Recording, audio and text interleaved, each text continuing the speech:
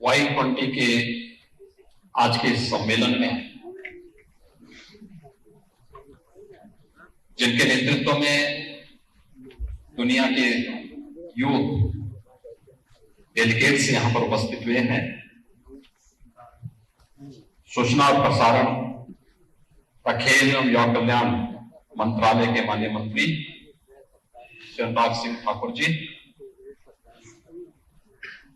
उत्तर प्रदेश सरकार में कैबिनेट के मेरे सहयोगीगण श्री स्वतंत्र देव सिंह जी, अरविंद कुमार शर्मा जी, अनिल राजभर जी, रविंद्र जायसवाल जी, गिरीश चंद्र यादव जी, Y20 समिट के चेयर श्री अनमोल शोभित जी, सचिव युवा कार्यक्रम विभाग कार्यक्रम मंत्रालय भारत सरकार श्रीमती मीता राजीव लोचन जी,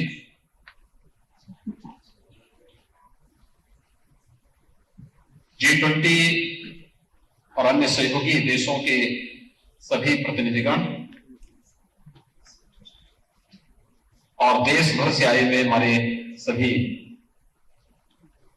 युवा साथियों, देश के सबसे प्राचीन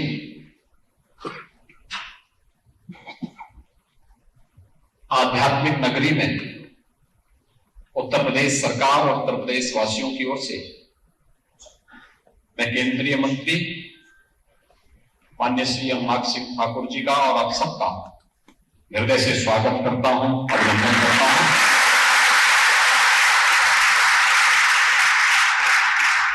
मैं आभारी हूं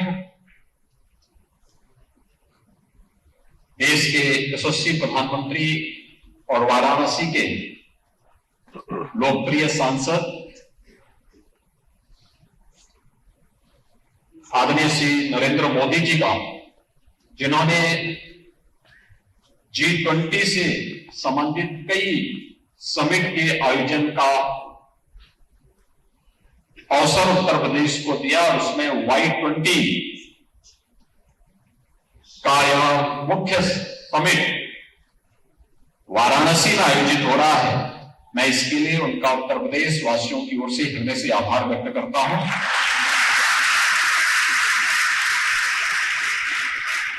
हम सब जानते हैं कि वाराणसी बाबा विश्वनाथ का पावन धाम है। प्राचीन काल से ही धर्म और अध्यात्म की नगरी होने के साथ ही भारत की अध्यात्म, दर्शन, शिक्षा, साहित्य और कला की भूमि के रूप में भी यह प्राचीन नगरी जानी जाती रही है।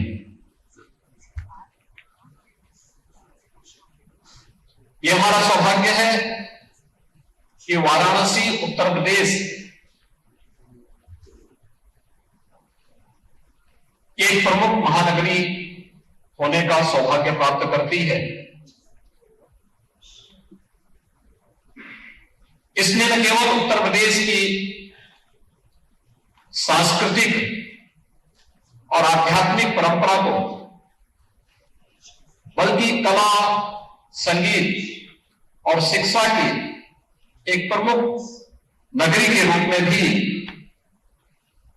वाराणसी और उत्तर प्रदेश के अन्य अनेक नगरों को यह सौभाग्य प्राप्त हुआ है कि वो भारत की हृदय स्थल के रूप में अपनी एक पहचान बनाने में सफल हुए हैं।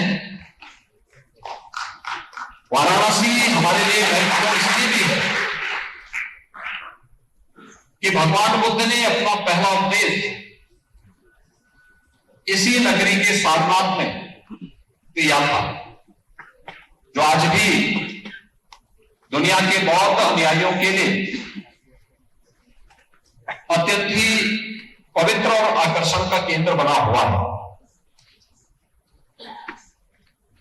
युवा साथियों, हम सब जानते हैं कि अपनी सांस्कृतिक विविधता और एकता के कारण भारत दुनिया के अंदर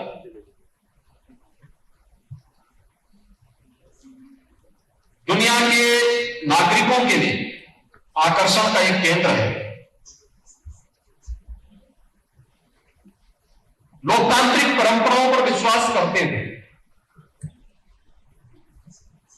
भारत के अंदर 140 करोड़ की आबादी जिस भाव और भंगिमा के साथ भारत की एकता और भारत की अखंडता के लिए अपने यशस्वी नेतृत्व में कार्य कर रहा है, वह भारत को दुनिया की सबसे बड़ी युवा आबादी के रूप में भी प्रस्तुत करती है। डेमोग्राफी, डेमोक्रेसी और डाइवर्सिटी की यह त्रिवेणी हमें विशिष्ट बनाती है। नित्य नूतन चिर पुरातन संस्कृति की सुदृढ़ नींव पर हमारा देश अपनी स्वतंत्रता के 75 वर्ष पूरा करते हुए अमृत काल के प्रथम वर्ष में G20 के इस प्रतिष्ठित आयोजन की अध्यक्षता कर रहा है। हर भारतवासी न केवल इन आयोजनों के प्रति लालायित है, बल्कि अपने आप को वैश्विक मंच पर एक उभरते हुए भारत के रूप में प्रस्तुत करने में गौरवान्वित भी महसूस करता है। G20 की theme one earth, one family, one future, यह वास्तव में भारत की प्राचीन उस व्यवस्था को प्रस्तुत करता है जिसने हजारों वर्ष पहले दुनिया को वसुधैव कुटुंबकम का एक संदेश दिया था।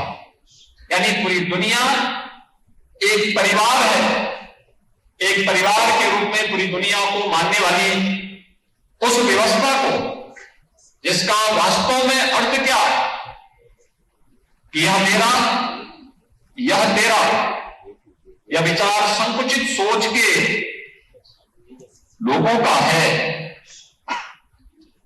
उच्च चरित्र वाले लोग समस्त संसार को ही परिवार मानते हैं। हमें गर्व है, भारत ने सदैव से ही इन उदार भावनाओं का प्रतिनिधित्व किया है और G20 का यह समिट इस बात का उदाहरण भी है। हमारे युवा आने वाले समय के नीति नियंता हैं और इसीलिए विश्व मानवता के बेहतर भविष्य के लिए वर्तमान में किए जा रहे विमर्श में उनकी भागीदारी अत्यंत महत्वपूर्ण है। G20 के अंदर Y20 का आयोजन वास्तव में इस पूरे आयोजन की प्रासंगिकता को भी आगे बढ़ाता है। यह सम्मेलन इस वैचारिक यात्रा की परिणति का प्रतीक है, जो दुनिया के सभी कोनों से आए हुए युवाओं के सामूहिक प्रयास से कई माह पूर्व प्रारंभ की गई। और यह पहली बार नहीं हुआ। मुझे जब मैं अपने युवा साथियों के बारे में सोचता हूं और जब मुझे कहीं से लगता है कि लोग हमारे युवाओं के इस पोटेंशियल पर, उनकी प्रतिभा पर प्रश्न खड़ा करने का प्रयास करते हैं, तो मुझे स्वयं उस समय दुख होता है। दुख इस बात को लेकर के होता है कि कौन सा ऐसा कालखंड नहीं था जब युवाओं ने अपनी प्रतिभा और अपनी ऊर्जा से समाज को एक नई दिशा न दी हो। युवा साथियों, आप प्राचीन काल से भारत की व्यवस्था को देखें या दुनिया के अंदर भी युवाओं ने अपने समय में जो कार्य किए, उसमें जब हम लोग युवा शक्ति की बात करते हैं तो हमें मर्यादा पुरुषोत्तम प्रभु श्री राम भी याद आते हैं। उन्होंने कहा था,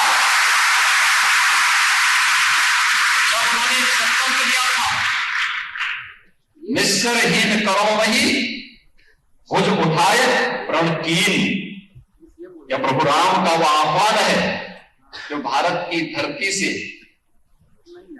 राक्षसी वृत्ति को, नेगेटिव पावर्स को पूरी तरह समाप्त करने का आह्वान उन्होंने किया था। और प्रभु राम युवा ही थे। याद करना, मथुरा को कंस के अत्याचारों से मुक्त करने वाले, उनके राक्षसों के अत्याचार से मुक्त करने वाले, परित्राणाय साधूनाम विनाशाय च दुष्कृताम का आह्वान करने वाले श्री कृष्ण भी युवा ही थे।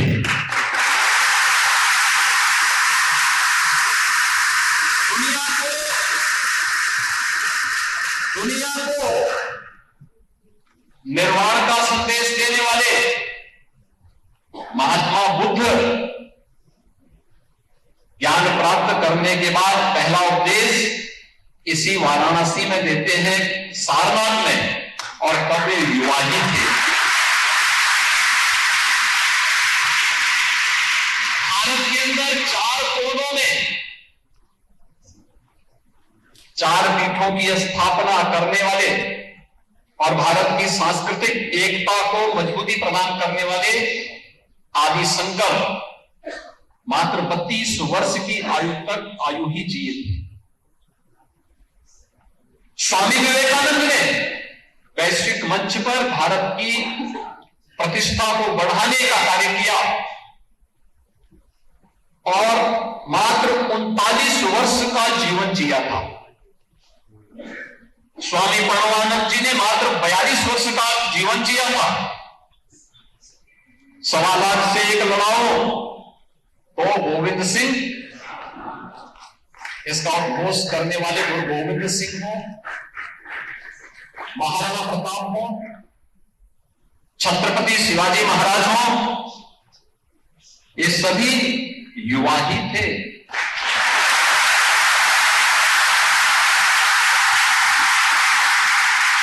सिंहासनहीनों थे, राजवंशों ने विपत्ति पानी थी, बूढ़े भारत में आई फिर से नई जवानी थी। वो नहीं मर्दानी तो ये कहने वाली महारानी लक्ष्मीबाई इसी काशी में जन्मी थी और मात्र 23 वर्ष की उम्र में उन्होंने झांसी की आजादी के लिए युद्ध लड़ा। तो मुझे खून दो, मैं तुम्हें आजादी दूंगा। इसका उद्घोष करने वाले नेताजी सुभाष चंद्र बोस भी युवा ही थे।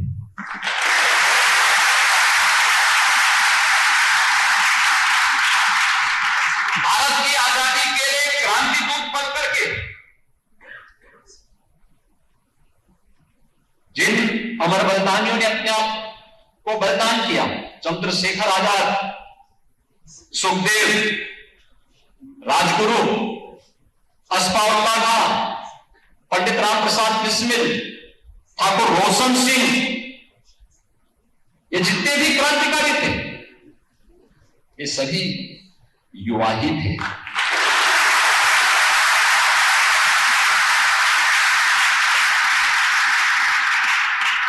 विनायक दामोदर सावरकर मात्र 28 वर्ष की उम्र में उन्हें 2 आजीवन कारावास की सजा हुई थी।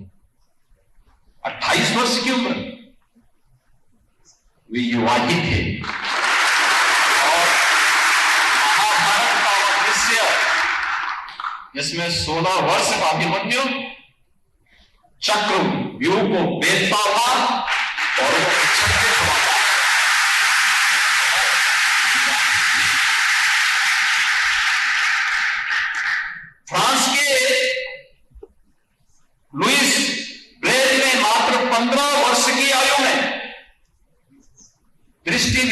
के लिए लिपि की खोज की थी। 15 वर्ष की आयु क्या होती है? और कहते हैं सापेक्षता का सिद्धांत देने वाले आइंस्टीन की आयु उस समय जब उन्होंने सिद्धांत दिया था मात्र 16 वर्ष की थी।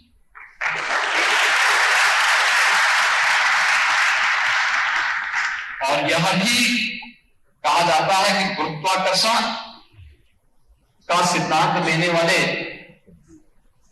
न्यूटन की उम्र उस समय मात्र 23 वर्ष की थी।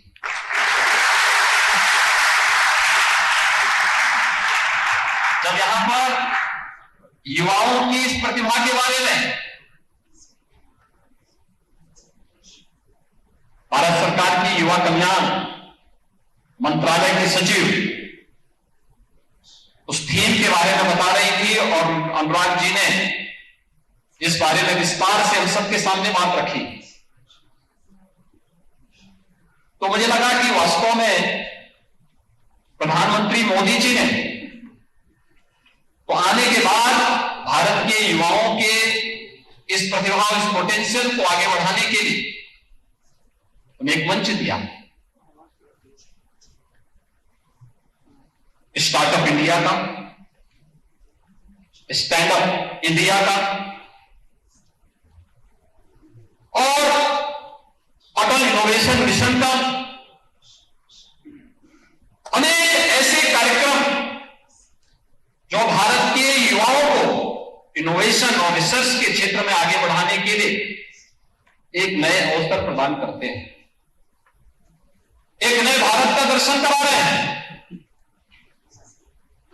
भारत वैश्विक स्तर पर आज G20 के समूहों की अध्यक्षता कर रहा है, लेकिन प्राचीन काल से ही भारत ने इस क्षेत्र में सदैव विश्व मानवता के कल्याण का मार्ग प्रशस्त किया है।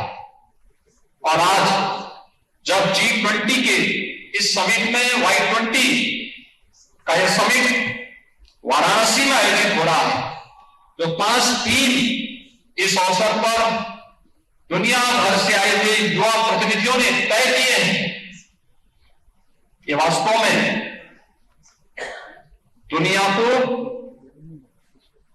वसुधैव कुटुंबकम के संदेश के साथ जोड़ते हुए एक संदेश है दुनिया के सामने। उस संदेश को जोड़ने का, उस संदेश के साथ उन्हें आगे बढ़ाने का और मानवता के कल्याण का मार्ग प्रशस्त करने का होगा। G20 के समिट में Y20 का यह समिट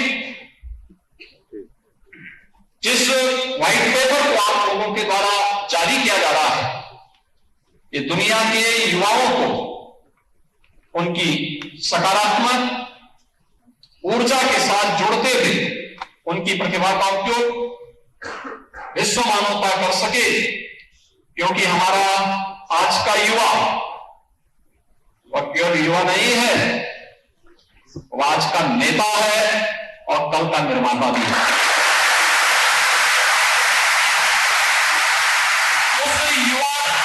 हम सब उसकी प्रतिभा का सम्मान करते हुए आगे बढ़ने के लिए प्रेरित कर सकेंगे। Y20 का समिट इस देश से अत्यंत फलदायी साबित होगा। मुझे पूरा विश्वास है कि वाराणसी और उत्तर प्रदेश का आपका प्रवास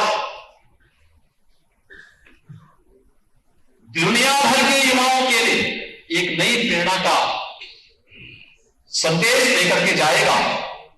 इस विश्वास के साथ Y20 के इस समिट के प्रति मेरी मंगलमय शुभकामनाएं हैं। धन्यवाद। जय हिंद।